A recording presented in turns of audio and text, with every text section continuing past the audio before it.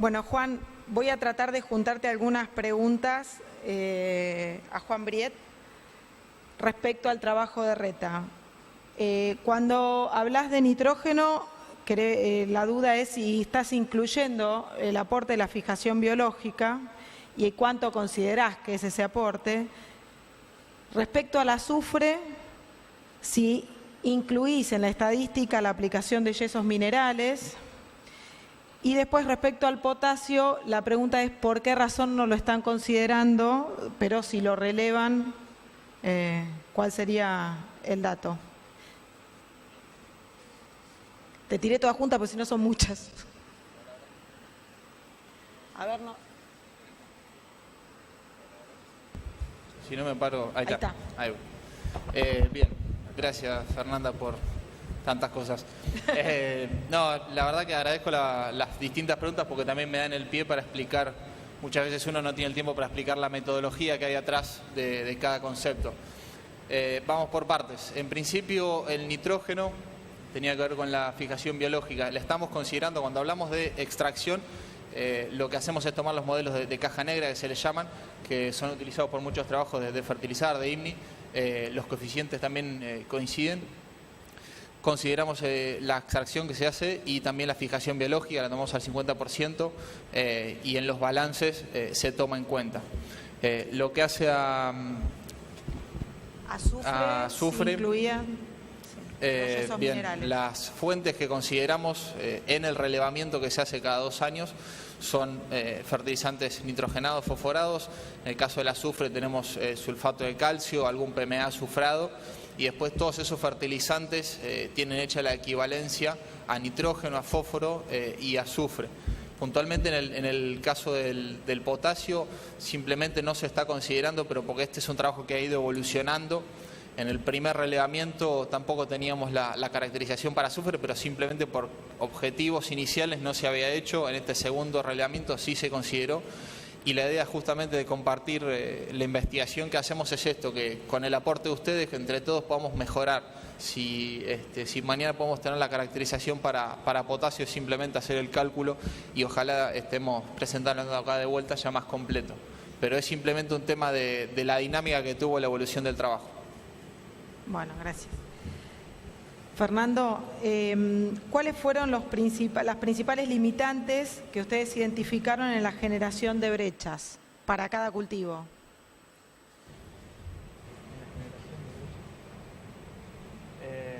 En la estimación de las brechas. Si no entendí mal, se escucha así. Es en la estimación de las brechas, una de las principales limitantes siempre son contar con buena calidad de datos. Los datos climáticos las bases de datos climáticos que tenemos son bases que están bastante incompletas, que hubo que rellenar utilizando, no lo quise explicar porque era medio aburrido, pero utilizamos datos de estaciones cercanas para poder completar las bases como una aproximación por regresión. Y después, bueno, hubo que hacer algunas,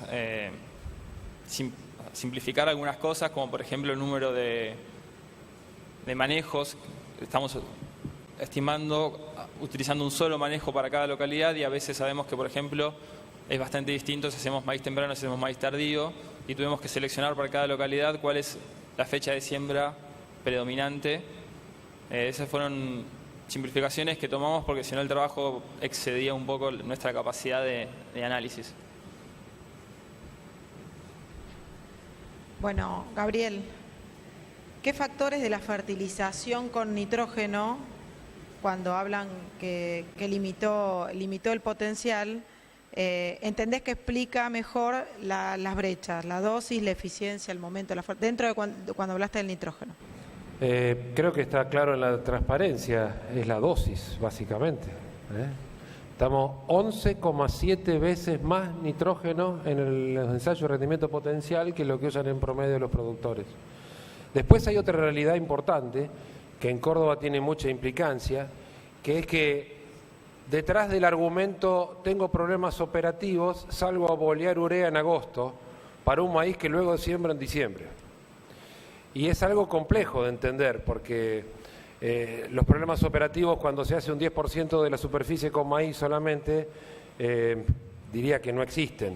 O sea, me parece a mí que uno de los problemas es que los productores hablan como si fueran empresarios y sus argumentos, muchas veces sus propios argumentos no lo son. Pero el problema no es de los productores, sino de los técnicos, porque somos los técnicos quienes no le damos las herramientas de análisis adecuadas para que tomen estas decisiones correctas. Bueno, acá queríamos un poco en la pregunta, me parece que lo que busca es cruzar un poco lo que fueron hablando, porque cuando Juan expresa que en el estudio del RETA se menciona un nivel de tecnología alta, ¿es ese nivel de tecnología el que coincide con la generación de potenciales de secano? Digamos, entendemos que lo que vos medís como alto cierra. Bien, es también excelente porque es un poco el concepto de nivel tecnológico. Con la experiencia de este trabajo nos hemos dado cuenta también revisando un poco y generando discusiones con mucha gente que está en el tema y aprendiendo que el RIND es importante pero no define el nivel de tecnología. Cuando hacemos la foto de qué es lo que pasó, muchas veces el factor climático tiene muchísimo peso, pero también podemos tener distintas variables. Yo siempre digo que la tecnología es relativa a una región, esto que se mencionaba en las charlas de Gabriel, de Fernando, no es lo mismo un nivel tecnológico alto en la zona de Charata, en el Chaco, que en el sudeste de Buenos Aires o en Pergamino. Si yo tengo que definir cuáles son los factores que pesan para cada planteo productivo, eso es lo que hace variable en nivel tecnológico. En este caso el RINDE muchas veces puede terminar aportando una variable a lo que hace a nivel de tecnología, pero no lo define per se al planteo. No sé si responde. Bueno, ¿querés agregar algo, Fernando? Sí. Por ahí para agregar, nosotros, si bien el concepto de rendimiento potencial o potencial en secano es un concepto teórico y que para un productor es muy difícil de alcanzar, nosotros encontramos, haciendo un análisis por zona bastante global, brechas chicas que se aproximan a lo que nosotros entendemos que es el rendimiento alcanzable en varias zonas de la zona núcleo, que si pensamos que en esas mismas zonas son lugares complejos en donde hay productores que aplican distintos niveles tecnológicos, podemos pensar que hay productores que probablemente estén cerca de ese rendimiento alcanzable. Con los próximos pasos que vamos a dar, pretendemos por ahí analizar un poco más cuál es la diversidad que hay en cada uno de estos lugares entre los productores y ver si realmente hay productores que están llegando a ese rendimiento alcanzable. Por ahí agrego algo a lo que decía y en relación a lo que planteaba Gabriel en su charla. Muchas veces uno ve que se asocia a la alta tecnología a tirar más fertilizante y muchas veces no es así. Nosotros vemos que los planteos de alta tecnología, cuando uno ve las variables, las tablas, los datos, son los que ajustan las dosis de fertilizante, los que aplican menor cantidad de fitosanitarios o productos de mejor calidad o inclusive menores dosis. Con lo cual muchas veces eso también hay que tenerlo en cuenta cuando definimos el planteo productivo y obviamente después el rinde que se obtiene. Sí, el nivel de tecnológico alto no se asocia a kilos de más insumos, sino a mejor aplicación. Lo que hay que recordar que mucho más importante que la tecnología de insumos es la tecnología de procesos. Claro. Entonces creo que esto aclara que no, la cantidad muchas veces no explica la productividad. Bueno, un poco, Gabriel, asociado a esto que hablamos del nivel de tecnología. En la zona núcleo, cerca del 70% de la superficie sembrada es arrendada a quintales por hectárea fijos, con lo cual la variable de ajuste muchas veces es el paquete tecnológico y se resigna rinde, es lo que presentaron. Entonces, ¿cómo ves esto para los próximos años? ¿O cómo va a impactar esto en los próximos años? Bueno, yo creo que la tenencia de la tierra es uno de los grandes problemas para la sustentabilidad. Porque yo también soy asesor, también siembro y toda mi siembra la hago en campo alquilado. Y es muy difícil manejar eso cuando además se tienen unos valores en el arrendamiento de la tierra que es muy alto. Creo que ese es un dilema que va más a una discusión en lo social y en lo político de qué hacer con el medio ambiente que en lo predial. En la discusión predial, yo la alternativa que vi frente a todo esto fue sentarme a hablar con el productor, con el dueño de la tierra, explicarle qué va a pasar en el mediano plazo. Si yo les quiero ofrecer a ustedes un campo en alquiler, este tiene 5 partes por millón, este tiene 22 partes por millón, ¿cuál quieren alquilar? El de este lado. Este porque es más barato, decimos.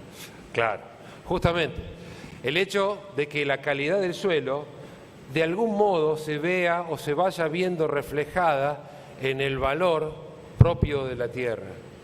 ¿Para qué? Para fundamentar estrategias de manejo que hagan sustentable la productividad.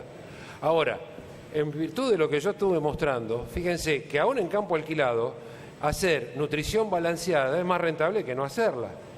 Entonces uno puede trabajar con mejores niveles de proceso, tal vez con menores niveles de insumo. Pero eso sería un paliativo. Creo que la discusión es más profunda y es más de fondo. También habría que preguntarse si habría que tener que el 70% de la superficie tiene que ser arrendada. Yo no lo sé, pero la sociedad tiene que dar esa discusión. Juan, en la estadística que presentantes de consumo de nitrógeno en cultivo de maíz se destacan la zona núcleo y el sudeste, a San Luis y Corrientes, por ejemplo. Entonces, ¿cómo ves estos datos, cómo entendés estos datos en las regiones de San Luis y Corrientes? Nitrógeno en maíz. Puntualmente en esas regiones está bueno porque son casos, a mí por lo menos me llama mucho más la atención estudiar qué es lo que encontramos en esas regiones y no por ahí en zona núcleo. En el caso de Corrientes, obviamente la superficie es muy pequeña y cuando uno ve los planteos productivos que hay ahí, tanto de fertilización como de fitosanitarios, fundamentalmente de herbicidas y de insecticidas, son grandes cantidades de insumos que se aplican.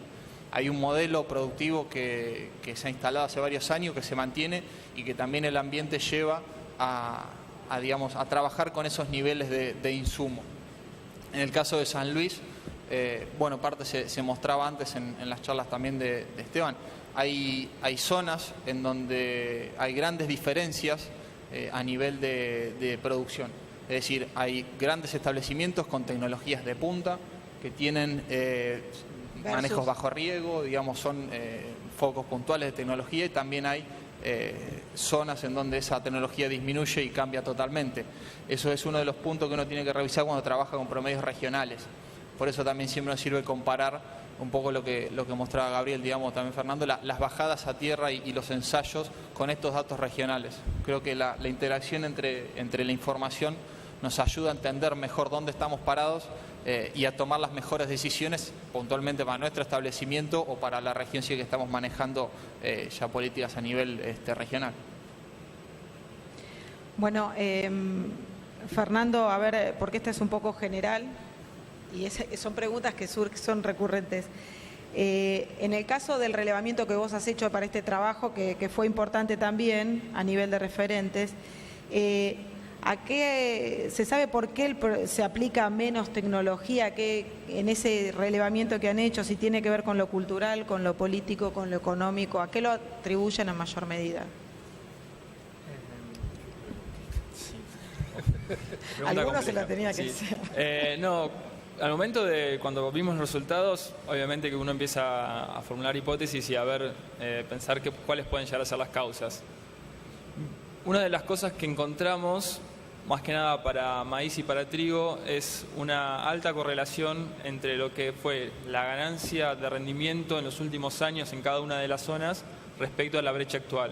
Es decir, que hay zonas que el rendimiento en los últimos 20 años aumentó significativamente y esas zonas son en las cuales las brechas son menores, llegando casi al rendimiento alcanzable, y hay zonas en donde, si uno ve la serie histórica de lo que fue la evolución del rendimiento, prácticamente no aumentó casi nada en los últimos 20 años, o muy poco. Creo que eso habla un poco de lo que fue la adopción tecnológica en cada una de estas zonas. Por supuesto que esto también hay que mirarlo a niveles menores y más de productores individuales, pero haciendo un análisis a gran escala, esa fue una de las grandes causas que encontramos. Después seguramente va a haber otras cosas, como por ejemplo, una de las cosas que analizamos en los costos que tienen cada una de las zonas, que no son similares. Más que nada, por ejemplo, no sé, en maíz lo que es el costo del flete influye mucho. Y eso también influye sobre cuál es la tecnología que están dispuestos a adoptar los productores en cada una de las zonas. ¿Querés agregar algo? No, coincido totalmente con lo que dijo Fernando.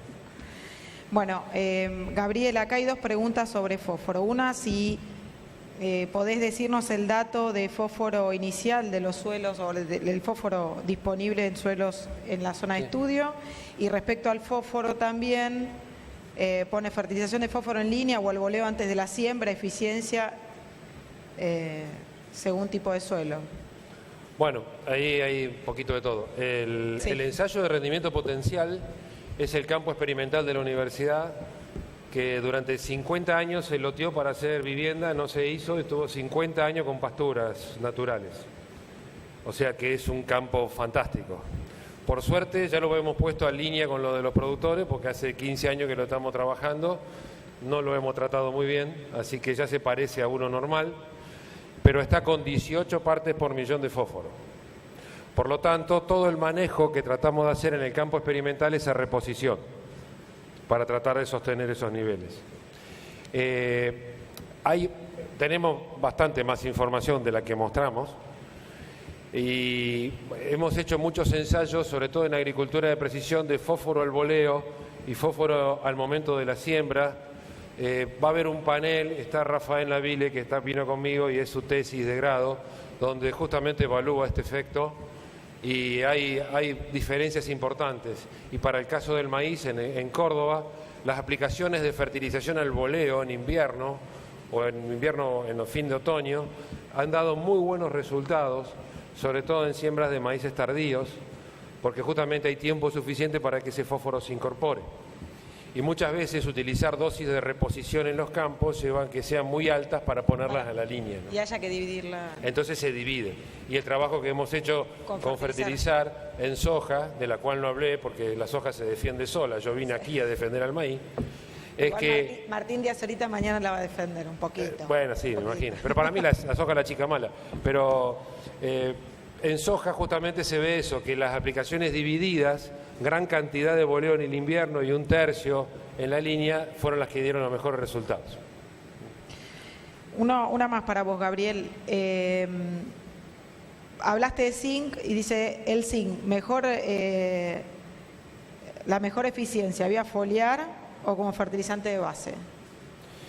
Yo he evaluado cura semilla, foliares, sólidos en la línea, zinc solo como sólido y zinc con fuentes nitrogenadas, sobre todo la del Sol Mix Zinc.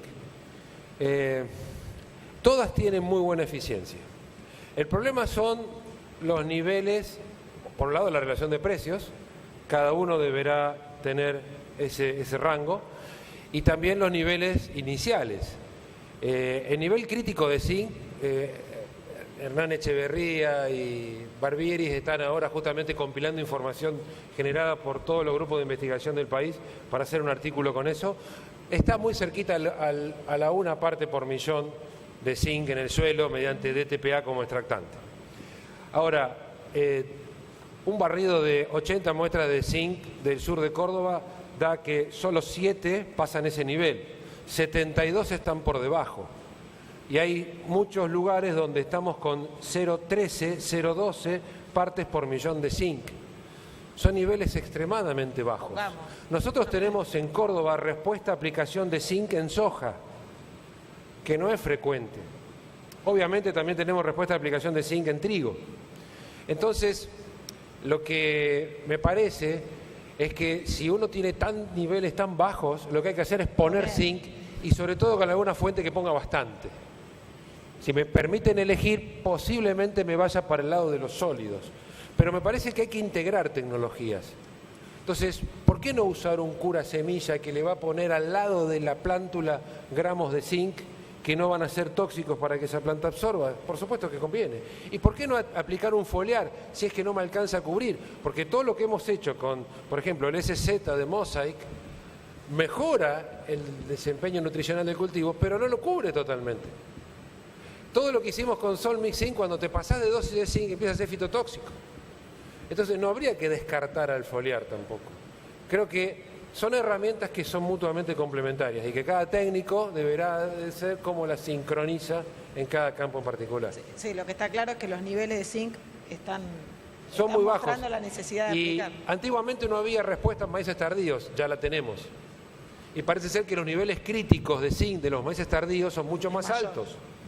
Trabajo que estamos viendo con Matías Sachs de Bunge, parece que está arriba de una parte y media de parte por millón de zinc en maíces tardíos. No tenemos muy claro por qué, por eso no lo presentamos, pero bueno, creo que hay bastante tela para cortar ahí. Y uno de los problemas más graves del zinc, que me lo preguntaban, no es los 5, 6 o 7 quintales que tenemos de respuesta en rendimiento. El problema más grave de zinc es que está directamente relacionado con la síntesis de auxina. Y como vengo del departamento de Río Cuarto, donde tiene base el mal de Río Cuarto, este problema de la síntesis de auxina va a hacer que en la próxima epifitia, que debe ser 2016-2017, anoten por ahí, porque tiene un ciclo de recurrencia cada 10 años, y la última fue en el 2006-2007. Digo porque todo el mundo baja la guardia, y cuando bajamos la guardia con el mal de Río Cuarto, la piña viene acá. Entonces, lo que hay que hacer es cuidarnos y protegernos, y el zinc es una buena herramienta. Clarísimo. En los dos trabajos de relevamiento, la consulta es si tuvieron información sobre rotaciones en cada zona, si se relevó ese dato. Sí, nosotros dentro de las encuestas que hicimos a los asesores de cada una de las zonas les consultamos por las rotaciones, pero de todas maneras para simplificar las simulaciones y viendo cuál es el área cultivada con cada cultivo en cada una de las zonas, hicimos la simplificación de asumir que todos los cultivos tienen como antecesor soja de primera. Pero es un dato que lo consideramos, pero no lo tuvimos en cuenta para las simulaciones. Puntualmente por el lado del reglamento de tecnología que hicimos nosotros los 2 años, las rotaciones es uno de los factores que define a la alta tecnología. No es el único, obviamente, sabemos que es un factor importante, pero no es el único, pero no lo tenemos definido o por lo menos estandarizado. Esto lo hilo también con la pregunta que hubo anteriormente a las causas de la adopción de tecnología, y hay un trabajo de INTA que es el antecedente fundamental de lo que es concepto a nivel tecnológico en Argentina, que justamente identificó las brechas entre adopción de tecnología y las restricciones a nivel de productor. Entonces, para el que le interese lo puede buscar. Se llama perfil tecnológico y tiene identificado las restricciones a la adopción de cada práctica en cada zona y en cada rubro de producción, que es muy interesante, y va un poco esto, ¿no?, a la parte más sociológica o de adopción a nivel de tecnología. Bueno, creo que nada, yo estoy contenta con el panel,